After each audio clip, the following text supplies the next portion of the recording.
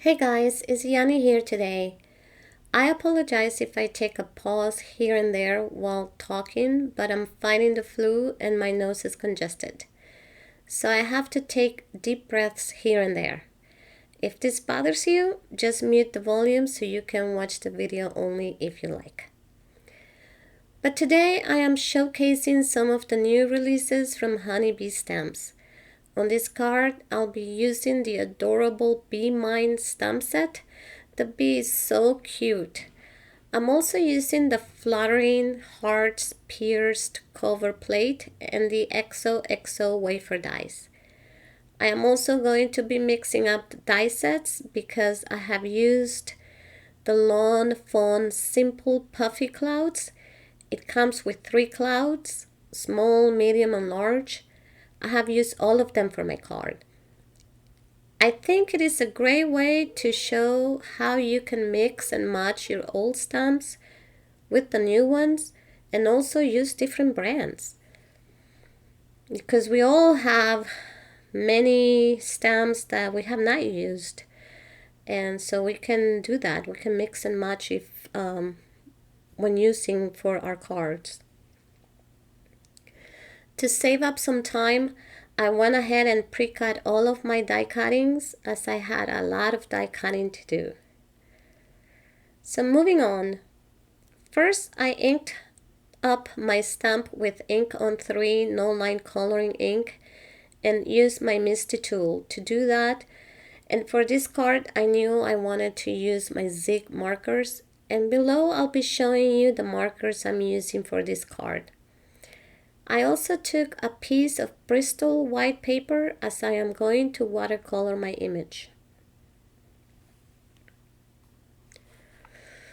For the body and face of the bee, I used the colors number 65, mid brown, and number 61, light brown.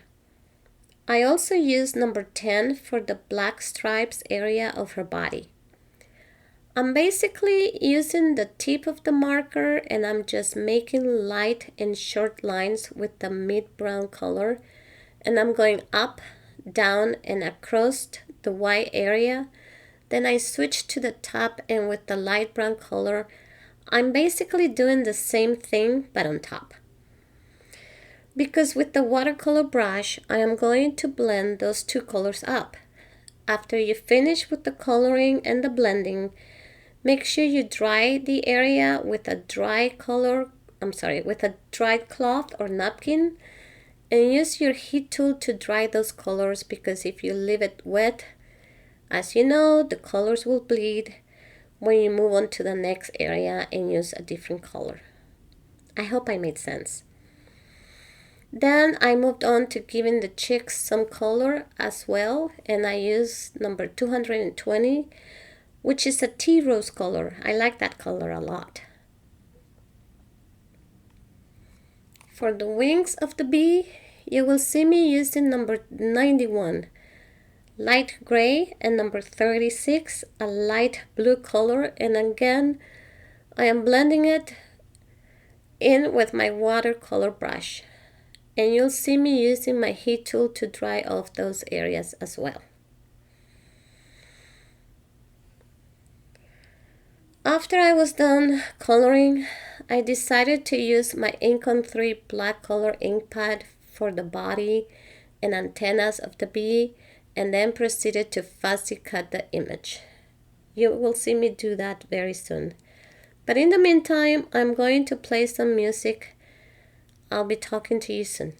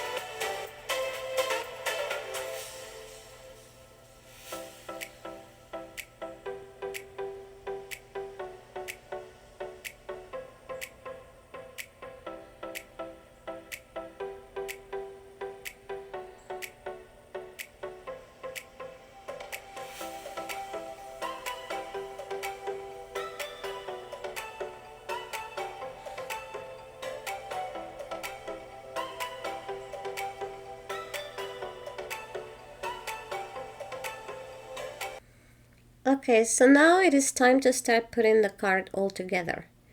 And for my panel, I cut a beige color cardstock to 5.5 by 4.25 and ran it through my die cutting machine, the fluttering hearts pierced cover plate.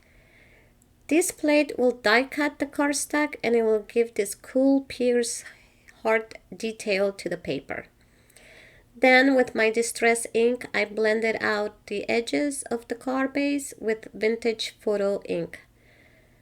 I also sprayed to the panel some copper sheer shimmer to give it some shine to the paper.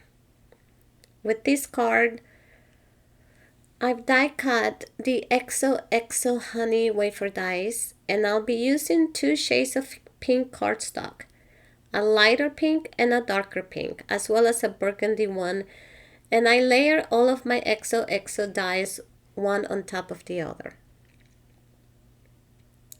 I arranged the colors and decided to leave the lightest pink in the middle and leaving the burgundy color on top. I like the contrast of the colors. Then afterwards, with the Versamark ink, I stamped the Be Mine sentiment onto a black cardstock and heat embossed it with red embossing powder. Okay, so from the XOXO wafer dies, I die cut the little heart that comes in that same set, and I die cut it 3 times using the pinks and burgundy color papers and glue them onto the chest of the bee. I really like how that looks. Hope you guys do too. I want to tell you guys that I'm not putting all of the supplies vendors that I have used on any of my cards because I figure we all know where to buy them and who are our favorite places to buy stamps and supplies from. I hope you don't mind. But I'm going to be giving you the email addresses of the vendors I bought the stamps from or some of the places that you can buy them. I hope that's okay with you, but if you want me to let you know where I got certain supplies or stamps, ask me and I will put that information there. No problem. Okay, so to finish up my card, I glued all the pieces to my fluttering hearts pierced panel and glue my panel onto a regular A2 card base measuring 5.5 by 4.25. And that finishes up my card, guys. Thank you so much for stopping by and have a great day. Bye bye.